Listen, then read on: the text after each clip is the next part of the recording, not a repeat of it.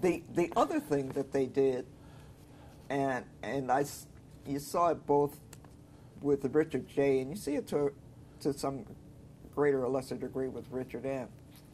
Is they generally chose good people to actually run the departments. Now, it wasn't the interesting thing about it, I mean, you still see it today, it wasn't always the commissioner. It wasn't always the head guy. Because sometimes you had to pick a head guy for other reasons. Mm-hmm. In the health department, you have to have a doc. Mm-hmm. Now, he's got to have sterling credentials so that all the other docs say, oh, yeah, he graduated from wherever and he had this wonderful career and yada, yada, yada. But can he manage a budget and a couple of thousand people and a bunch of health centers and mental health centers? Probably not, which is why docs are not heads of hospitals. So you had and still have a situation where the person with the title commissioner may or may not be in control of a department. Mm-hmm. You put a second in command in, either called it first deputy commissioner or some such title, who actually runs the department. Mm-hmm. And it was even more true under Richard J. You know, you had somebody who had to manage the patronage, manage the budget, all those kinds of things. And then you could trot out whoever the current department head was to make whatever public statements needed making. Right. And then he could go and sit down somewhere. Well, in connection now, we'll ask 3 questions about Richard J. Daley specifically. Yeah. Just quick answers. What would you say was Richard J. Daley's greatest achievement for the city? Probably his greatest, well, his greatest achievement might very well have been seeing the need within fairly limited parameters, of course, to bringing everybody into the tent. You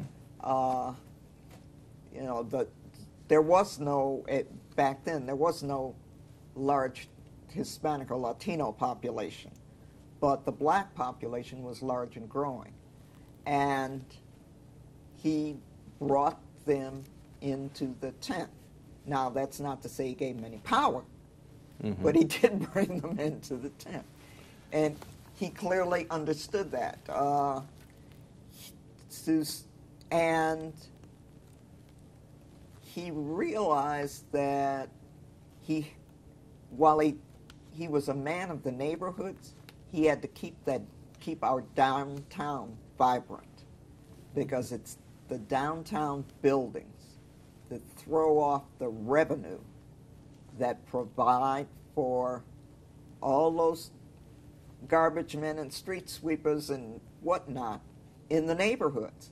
And as much as people write letters into, you know, the newspapers and moan and groan about why is the city doing this, that, and the other downtown, the fact of the matter is all the bungalows in the world do not provide the financial resources that one Aeon Center provides. And we see in other cities what happened when their downtowns died. You know, if you want a case in point, just go to Detroit. A dead downtown and a dead city. You have to keep the downtown vibrant. He understood that.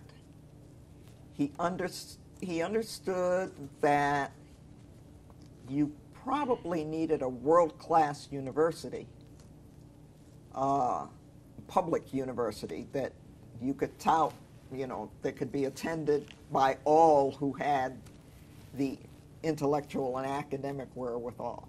And he against great opposition, we don't remember it now, built University of Illinois at Chicago. But I mean, he had to rip up the old Italian neighborhood. He had to wipe out the Greek neighborhood to get that built. But he just moved ahead and got it done. And now, of course, UIC, well, they're continuing to build because they've decided we don't just want to be a commuter college, we want to be a great residential college, and they're vying with Urbana-Champaign to wear the crown for the University of Illinois. He understood the importance, probably before many others did, but I don't know a lot about transportation at the time, of a world-class airport.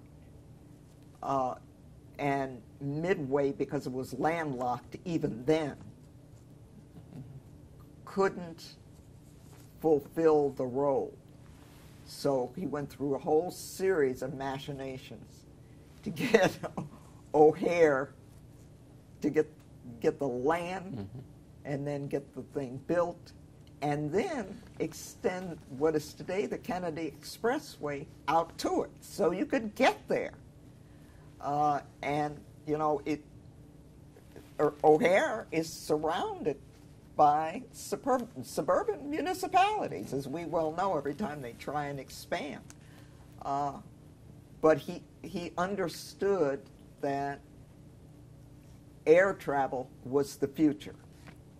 And how many people in 1955 to 59 understood that trains were going the way of the Conestoga wagon, that it was planes that were the future, and they were going to get ever larger, and you would need all this tremendous space and a way to get to these airports. So, a number of things. What would you say was his greatest weakness? I think his greatest weakness is he was simply constrained by his own background. I mean, he had grown up in Bridgeport, not the most open and welcoming place, and he lived there all his life.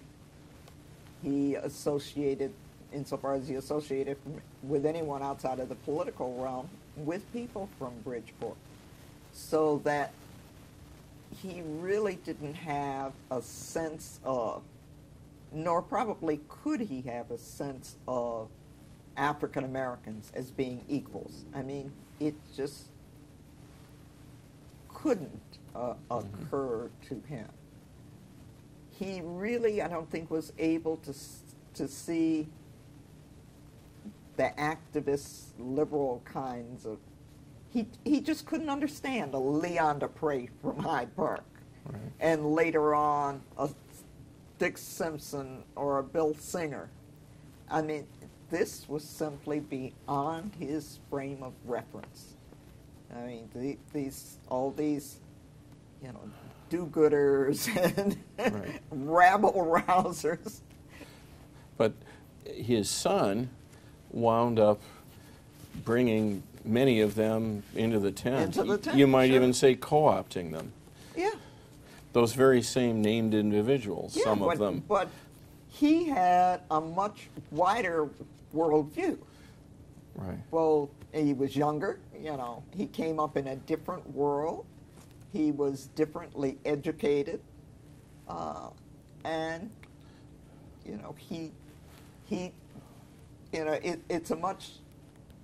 it's both the times themselves, because he's a year or two older than I am. So, he came up through the civil rights era, the Vietnam War era, all of that. And you're influenced by all of that. What would you say Mayor Richard J. Daley, what would you consider to be his greatest strength? We talked about his accomplishments before, right, but his greatest personal or political strength? Well, one, while he wasn't a great orator, he was just really smart. Mm-hmm. He was really intelligent. I suspect he was fairly well read, though I've never seen anything that he was free. In fact, once he was quoted as saying the greatest book ever written was Robert's Rules of Order. Right. And there's probably something to that if you're in his line of business. He was persistent. I mean, if he saw a goal like building UIC, he just honed in on where he needed to go, the opposition be damned, and figured out a way to get there. And he was obviously politically astute. He knew, he could read people. He knew what they wanted, what they would accept, and he figured out how to give them what they wanted, as long as it didn't bring him down, you know. Mm-hmm. There were those who wanted money, and there were those who wanted power, you know. And he figured out, well, what drives each individual person, and then you play to that. Mm-hmm. You mentioned Richard J. Daley's intelligence. One of the things I've observed about Richard M. Daley is he's very detail-oriented. Mm-hmm. In fact, it's very hard to get into a discussion with him that involves details without having him beat you, because he's so focused and remembers them.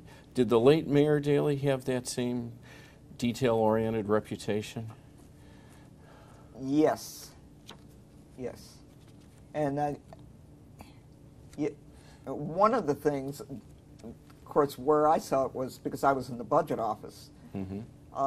And he knew those numbers. And the only way you know the number, the city budget back then looks in format like the city budget today. So it's, 400 pages of numbers and more numbers. Right. Except then it was even more complex because there were more funds. There's been an effort over the years in public finance to reduce the number of funds that you have. So he was detail-oriented. He knew the departments, what they were doing, who was in them. And I suspect that it would be very hard to run the city if you don't have some level of that in your personality, because it's so many working parts. You really do have to understand what's under them, unless you can have a second in command who is going to be with you forever. But these guys serve so long. Right. Who's going to be there 20 years? Right.